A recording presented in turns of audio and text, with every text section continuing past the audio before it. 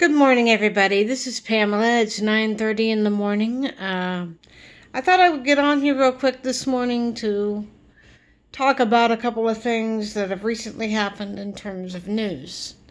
Um, First, I want to talk about what's happening in Kentucky, in Missouri, and recently in Kansas. I know that those places have been slammed by severe weather, especially Kentucky and Missouri. Um, A lot of people have died during these storms. Um, Sadly, I think a lot of people were caught off guard in some aspects, and some people were going about their daily lives thinking that nothing was ever going to happen. Sadly, I think over 18 people have died. I've heard varying reports on that, so don't shoot me. I'm just here to talk about this. They said 18 possibly died, and up to 30 plus people may have died from these storms. So, yeah. I'm sure you've seen some of the footage on YouTube where somebody took a drone and flew over a subdivision that was heavily destroyed by these tornadoes. And it was so sad seeing that drone footage and seeing all these fire trucks in one part of the subdivision and coroner trucks. We're talking about vans with the word coroner on the side, coming in and pulling out people and taking them to the morgue or whatever. It's beyond sad. It's just a hard thing to grasp. You don't think that it's ever going to happen to you, and when it does, it just turns you upside down, that you don't know what to believe anymore. My thoughts go out to the victims in this situation. I hear there's going to be more storms, maybe today, but let's just hope that they're not as bad as they've been the last several days.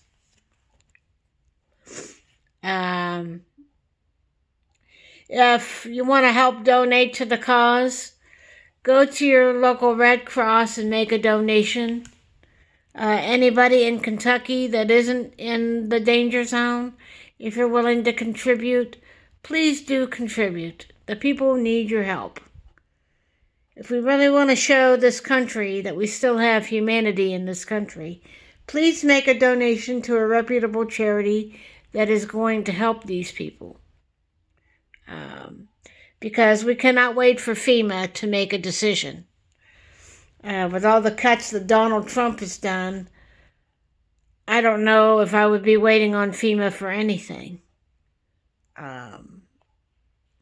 They had several tornado emergencies in Kentucky, and I think they had one in Kansas last night. But I didn't stay awake to watch the whole stream because I was trying to get some sleep. So if you can donate to a reputable charity that is helping the victims of these tornadoes, please do so. We need to start showing people that we still have humanity in this country. Another thing I want to talk about real quick is the recent diagnosis for Joseph Biden. Some of you remember him as the former president of the United States, who not only talked about the death of the recent Pope, but he has also been diagnosed with an aggressive form of prostate cancer. And that's not good news. If they say aggressive, it's above stage 2. Let's just put it that way. But Joe Biden's page says that they're going to face this. The family is going to face this. And he tells everybody, cancer will touch somebody in their lifetime. It could be you, it could be me, it could be your neighbor down the street. And Me, personally, I'm more than familiar with the word cancer because I had my mom who had 2 forms of cancer when she passed: breast cancer and liver cancer. She also had a touch of skin cancer when she was young, and she also battled breast cancer when she was young. So, yeah. Then my Aunt Martha had bladder and bone cancer. Then my cousin Sue Ann had a form of cancer in her chest. I don't know how long she had it, but she went down rather suddenly and died in less than a year. Then my twin brother had stage 1 kidney some years back. And with men, it's more of a challenge to get them to go see their doctor. Or if you're in the UK, it's more of a challenge to get their fellow man in to see their general practitioner. With my twin brother, he was often in pain and he would be in bed.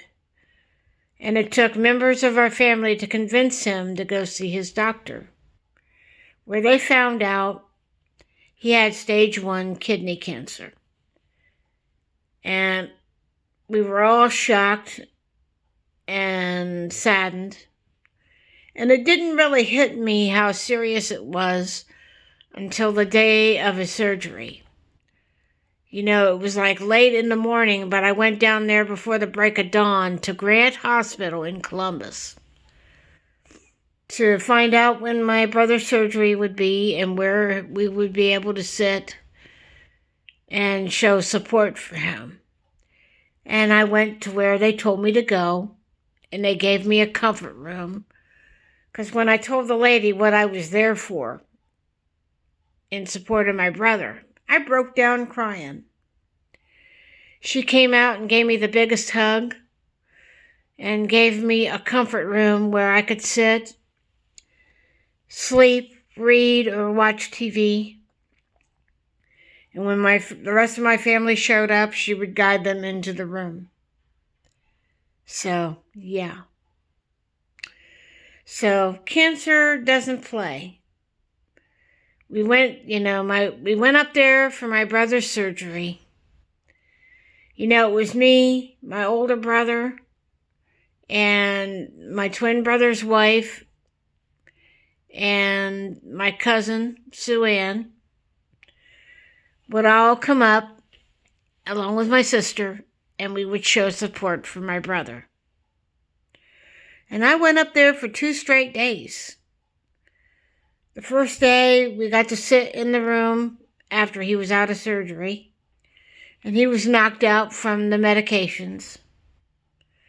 So I had to go home.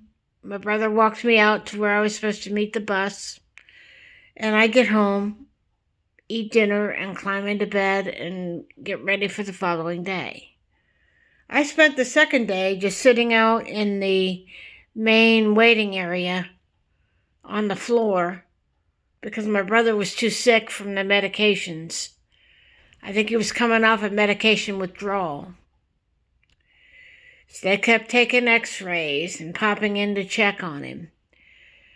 And my brother's wife said, "You could have stayed home."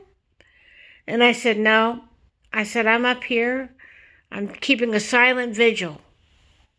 If I don't see my brother Jerry today, I want him to know that I'm here for him, So I either sat out in the main area, there's like a little waiting area on the floor where you could sit, or I would go down to the lunchroom and have lunch and kind of get lost in thought and keep my mind on my brother. And just before it was time for me to go home, I was finally able to see my brother. And he felt so bad that I didn't get to see him all day.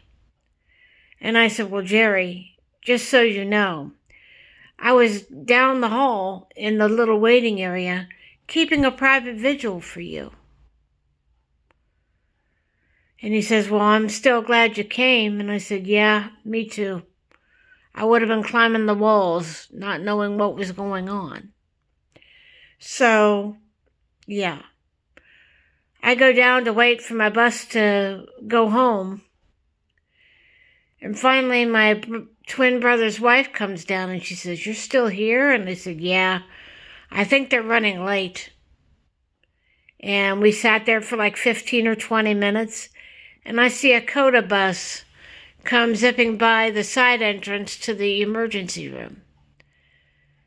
And I called the bus service and I said, "I think my bus just left me." I said, "I'm at the side entrance to the emergency room." And they said, "Well, you didn't show up at the back of the emergency room so they could take you home. So we had to leave you." And my sister-in-law got on the phone with them and said, "She's been up here all day, keeping a silent vigil for her brother, and she was just finally able to see him before leaving. Can you send a bus back here to pick her up? I have no way of taking her home myself, and she doesn't want to sleep in the lobby of the hospital. She's tired and she's ready to go home, and she's crying because of all the experiences over the last couple days." So the bus had to come back. The lady didn't even bother to take my fare. She says, "I'm just going to take you home. Don't worry about the money." And I called his wife when I came home. And she says, "I'm glad you got home." And I said, "Me too." She goes, "I knew you were tired." She says, "I knew you were really tired and how stressed you were. I wanted to make sure you got home before I left, because that's when the oddballs come out." And I got in bed and I passed out. And I had called on the phone every couple hours the following day to see how my brother was. And she says, "Well, he'll be getting out in about another day, so yeah, I think we're on the road to recovery."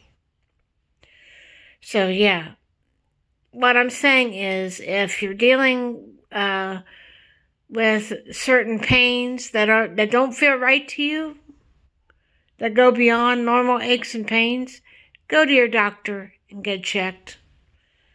It doesn't de-emasculate you if you go to the doctor. It shows that you care about your health. You care about what you're going to put your family through. Cancer can hit anyone at any time. I told you about some of my experiences with family members having cancer, and it's not fun. I lost my mom to cancer. I lost my Aunt Martha to cancer, bladder and bone cancer, and I lost my cousin Sue Ann to cancer.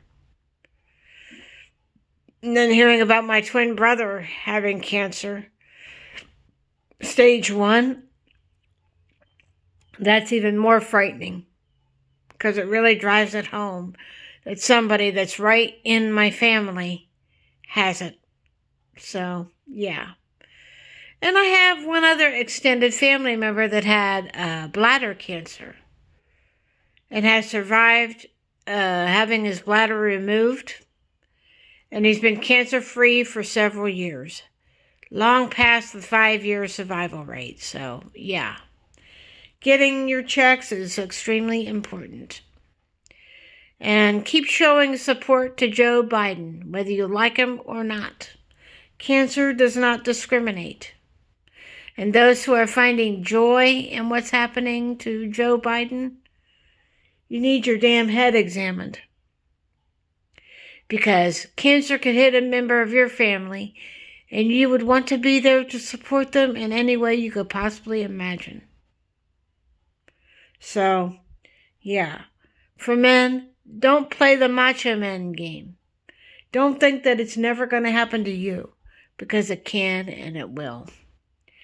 And speaking of that, a rock singer was just diagnosed with aggressive stage 4 prostate cancer. And this singer, I can't remember who it is, but he has stage 4 prostate cancer, and he's only in his late 40s. So, yeah.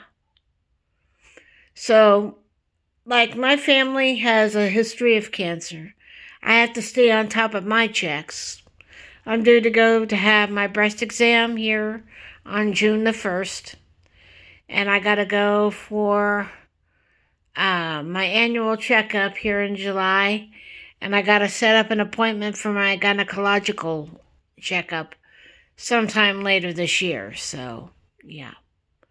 Right now, things are going smooth. I'm hoping when I go for my breast exam, things will be okay. But seeing as how I have dense tissue, they have to be extra vigilant. So, and with my family, and my mother having breast cancer, it's more important now than ever to stay on top of the checks. So, I hope you all take what I have into account and that you have these discussions with your family. It's more important now than ever to stay on top of your health and connected with your family. Too many people are getting sick and dying from cancer, whether it's prostate or brain tumors or something like that. Don't take your health for granted. If you feel something's off with your body, go and get checked out. It could be something as simple as a muscle strain or something as deadly as cancer or ALS. Go and get your checks. Certain checks could save your life. Whether you're getting checked for cancer or muscular dystrophy, it could help you in the projections for your future. Don't play the Macho Man game. It doesn't help anyone. So, yeah. Keep people like Dave Coulier in your thoughts, people like Joe Biden in your thoughts, and most certainly, in the case of the tornadic disasters that have plagued parts of Kentucky, Missouri, and now Kansas, keep them in your thoughts as well as we go through the rest of today. Well, have a good day, everybody, and I will talk to you again really soon. Hopefully, in the near future, I'll get my Teddy Ruxpin fixed, and I'll get more tapes up for all to enjoy. So have a good day, everybody, and I will talk at you really, really, really soon. Love to you all, and be kind to each other. Bye.